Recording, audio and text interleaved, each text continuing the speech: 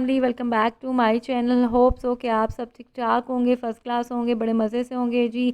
सबसे पहले तो जी आप सबको मेरी तरफ से दी ईद मुबारक, दिली ईद मुबारक, ढेर सारी ईद मुबारक। आज चीज़ का दिन है और मैं ये जो रात को ग्रॉसरी लेकर आई थी ना, ये मैं निकाल रही थी रात को। मैं थोड़ी सी लेट हो गई थी मीठा बनाने में, तो गैस चली गई, फिर मैं नहीं बना सकी। तो अब ये कि मैं सुबह सुबह उठी हूँ, मैंने कहा जी सबसे पहले तो मैं ये जो चीज़ें लेकर आई थी इनको निकालूँ और उसके बाद मैं मीठा बनाऊँगी, जो कि ईद में हर घर में बनता है जी। शीर खुरमा बनाऊंगी, उसको बना के जो है वो मैं फ्रिज में रख दूंगी ठंडा होने के लिए। वैसे तो मैं यूजुअली क्या करती हूँ कि ये मेरी आदत है कि मैं रात को ही बना के रख देती हूँ, जो भी मैंने मीठा बना के रखना होता है ईद के लिए ना।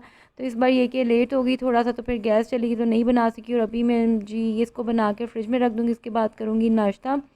और नाश्ते में आज ये कि मैंने जो है, क्योंकि ईद का दिन था, मेरा बिल्कुल बनाने को दिल नहीं चाह रहा था। मैंने कहा जी हमारी भी छुट्टी होनी चाहिए, मतलब डेली हम नाश्ता बनाते हैं। तो मैंने अपने हस्बैंड से कहा कि जी आप बाहर से ले आएँ, तो वो हलवा पूड़ी ले आए। तो यहाँ पे मैं हलवा पूड़ी का नाश्ता कर रही थी और नाश्ता करने के बाद ना मैंने अपनी जो है ना वो मैंने कहा तो थोड़ी सी डेंटिंग शेंटिंग कर लेती हूँ, मतलब ये कि तैयार होना है।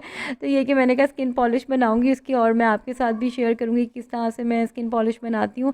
तो ये बड़ी अच्छी मैं ना खुद बना लेती हूँ, क्योंकि ना इससे रिज़ल्ट आपको बिल्कुल फेशियल वाले मिल जाते हैं। एक्चुअली मैं ना इतनी बिजी रही, इतनी मसरूफियत रही कि मैं फेशियल करवा ही नहीं सकी। तो मैंने कहा चलो अब ईद वाले दिन लोग पहले करवाते हैं और मैं ईद वाले दिन बैठ के जी स्किन पॉलिश और ब्लीच लगाऊंगी। तो मैं आपके साथ भी शेयर करती हूँ कि मैं पूरा फेशियल तो नहीं कर सकी। अब मैं पॉलिश बनाने लगी हूँ और ये पॉलिश करने के बाद ना ये होता है कि आपको पूरा फेशियल जो है ना वो करने का टाइम सेव हो जाता है और रिज़ल्ट आपको बड़े अच्छे मिल जाते हैं। उसके लिए मैं क्या करती हूँ कि ब्लीच क्रीम ले लेती हूँ कोई भी। तो इस टाइम मेरे पास जो घर में पड़ी हुई थी वो थी जी गोल्डन पर की पड़ी हुई थी। तो इसमें तकरीबन मैं जो है वो ऐड कर देती हूँ, अपने फेस के मुताबिक ऐड कर देती हूँ इसमें। तो एक सेकेंड, तो ये एक चम्मच ऐड कर दिया, थोड़ी सी और ऐड कर देती हूँ, हाथों पे लगा लेंगे हम थोड़ी सी। तो अच्छा, ये पॉलिश लगाने के बाद ना पॉलर्स में भी यही लगाते हैं, तो मतलब फेशियल करवाने की ना ऐसे इतनी ज़रूरत नहीं रह जाती, फेस बड़ा क्लियर हो जाता है इससे, तो फिर ज़रूरत नहीं रहती। अच्छा, मैंने इसमें 2 चम्मच तकरीबन 2 टीस्पून है ये मैंने ऐड कर दिया इसमें तकरीबन 2 टीस्पून डाला था। तो मैं थोड़ा सा इसमें जो है वो पाउडर ऐड कर देती हूँ। अच्छा, ब्लीच पाउडर ये बड़ा स्ट्रॉन्ग है वैसे गोल्डन पर का ना, इसलिए मैं थोड़ा ही डाल रही हूँ। ये वाला ना, जो ये वाला ब्लीच क्रीम का ये जो पाउडर है ना, ये बड़ा स्ट्रॉन्ग है गोल्डन पर्ल का, तो इसलिए मैं इसमें कम ही डाल रही हूँ। ये ना हो कि कोई रिएक्शन हो जाए, मेरी स्किन वैसे भी बड़ी सेंसिटिव है। तो ये मैंने इसमें ब्लीच पाउडर डाल दिया है। अब जी इसमें मैं ऐड कर रही हूँ जी सूदिंग लोशन। ये सॉफ्ट टच का मेरे पास पड़ा हुआ था, तो मैंने कहा चलो ये, वैसे आप ये चीज़ें लेके रख लें, यकीन करें पॉलर जाने की ज़रूरत ही नहीं पड़ती, घर में ही इंसान कर लेता है। अब जैसे मुझे पॉलर जाने का बिल्कुल भी टाइम नहीं मिला था, ठीक है, और ना ही मुझे यकीन करें कि टाइम भी नहीं था, और उसके साथ ये कि पैसे भी सेव हो जाते हैं आपके। अच्छा, इसमें अब मैं ऐड कर रही हूँ जी स्किन शाइनर, ये वाला, ठीक है जी। शाइनर से बड़ा ग्लो आ जाता है आपके फेस पर, तो ये थोड़ा सा मैं इसमें ऐड कर दूँगी। अच्छा, ये जो शाइनर होता है ना, और आप ये थोड़ा सा आपकी स्किन को ना ड्राई कर देता है, इसलिए थोड़ा सा हाथ रोक के ही डालना चाहिए। अब इसमें मैं ऐड कर रही हूँ जी वाइटनिंग बूस्टर। इससे ये कि वाइटनिंग इंस्टेड आप कह लें कि वाइटनिंग आ जाएगी। पहले क्लेंजिंग करूँगी, उसके बाद ये पॉलिश जो बनाई है ये लगाऊंगी, और मैं कहती हूँ जी फेशियल वाले इफेक्ट आ जाएंगे इंस्टेंट। मुझे जो है ना आप कह लें कि इसके आप कह लें कि फेशियल वाले इफेक्ट आएंगे, बल्कि स्किन ग्लो भी करेगी, शाइन भी करेगी और वाइटनिंग भी आ जाएगी ना। तो टाइम ना होना तो बस जल्दी से आप स्किन पॉलिश बना लें। तो आप सबको जी मेरी तरफ से दिली ईद मुबारक। और आज मैं अब ये जब से सुबह से उठी हूँ ना, यकीन करें सबसे पहले तो मैंने उठ के जो है वो मीठा बनाया है।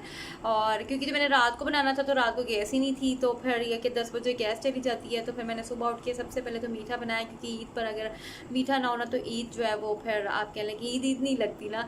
तो ये कि मैंने शीर खुरमा बनाया, उसके बाद जो है मैंने क्या किया था जी, हमने नाश्ता किया था। और हमने कहा ईद है, चलो वैसे वैसे मैं बहुत हलवा पूड़ी कम खाती हूँ, लेकिन फिर मैंने कहा चलो आज ईद तो खा लेते हैं। हलवा पूड़ी का नाश्ता किया, मीठा बनाया, और उसके बाद जी फिर ये कि मैंने जो काम क्या किया, मैंने पैकिंग की। जो सबसे मुश्किल काम था ना, मैंने कहीं भी जाना हो रहा था, सबसे मुश्किल काम जो है ना मेरे लिए, दुनिया का सबसे मुश्किल काम, वो है जी पैकिंग। तो मैं भी आपको दिखाती हूँ कि मैंने कितना बड़ा बैग पैक किया हुआ है। अब पता नहीं मैंने कितने दिन रहना है, 3 दिन रहना है, 4 दिन रहना है, 2 दिन रहना है, ये भी मैंने कुछ भी डिसाइड नहीं किया। लेकिन बैग मैंने ऐसे पैक किया जैसे कि मैंने कोई 10-15 दिन के लिए जाके वहाँ पे रुकना है। तो मेरे साथ ये बड़ा मसला होता है ना कि मैंने जब कहीं भी जाना हो ना, तो मुझे समझ नहीं आती, मुझे बस ऐसा ही लगता है कि इस चीज़ की भी ज़रूरत पड़ सकती है, इस चीज़ की भी ज़रूरत पड़ सकती है, तो मैं हमेशा जो है ना वो कुछ एक्स्ट्रा रख लेती हूँ। तो ये मुझे पैकिंग करना बड़ा मुश्किल लगता है। तो मैंने पैकिंग की, क्योंकि आज मैं जाऊंगी ईद पर, तो मैं उधर ही रुक जाऊंगी और कुछ दिन फिर रह के ही वापस आऊँगी घर।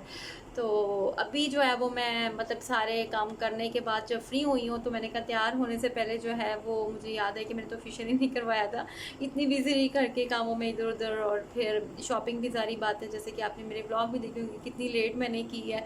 तो अभी बस ये कि मैं फिर जल्दी जल्दी जो है वो स्किन पॉलिश लगाऊंगी, और स्किन पॉलिश से मुझे फेशियल वाला जो आप कह लेंगे रिजल्ट मिल जाता है। तो अगर आपके पास भी कम टाइम हो ना, मेरी तरह आप भी भूल जाए फेशियल करवाना, तो फिर ये है कि आप जल्दी से स्किन पॉलिश बनाएं।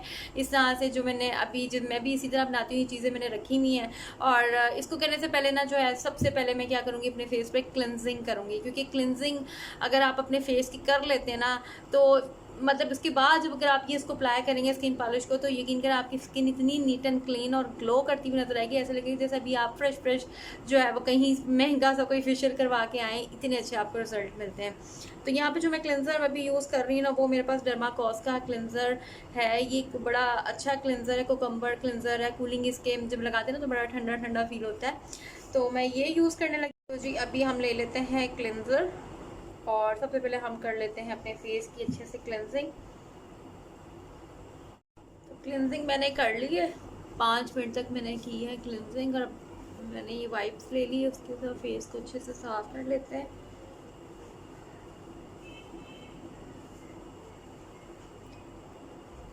तो जी अब लगा लेते हैं जल्दी से ये ब्लीच क्रीम जो मैंने अभी बनाई है, उसको फेस पे लगा लेते हैं।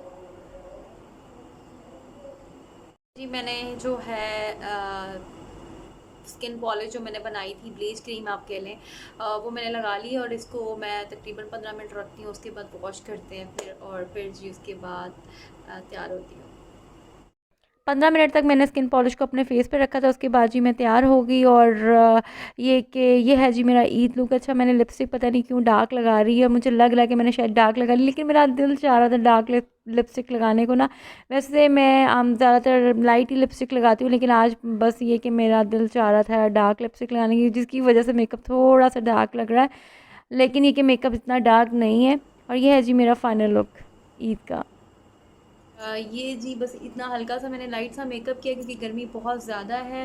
और अगर आपने मेरी ईद शॉपिंग वाली वीडियोस देखी होगी, तो ये ड्रेस में जो मैंने उसमें दिखाया था कि ये मेरा ईद का ड्रेस है।